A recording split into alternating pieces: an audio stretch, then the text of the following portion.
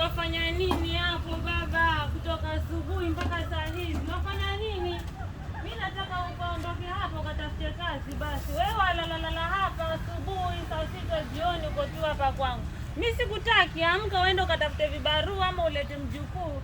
Angalia wenzako wote wenye usoma nao wameuleta wajukuu, wenzangu wameitwa kina nyanya.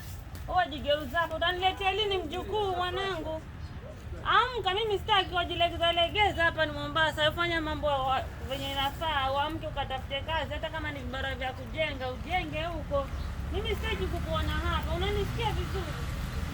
Wajigeuza hapa kama baba na mwenye mimba kaja kwa mtoto wangu. Ni utoke, mimi sitaki kukuona kabisa sasa. Sasa uende ukatafute kazi. Matatizo nimeyazoea. Jioni nataka mimi nikupe chakula, nakupa chakula kivipi? Mwingine naye ndo huyo. Kama baba na mwanae ndio mtaka kunisumbua akili hapa. Hii nyumba nitaondoka niwaachie mkae na mwanao mpambane na maisha yenu. Mimi naondoka.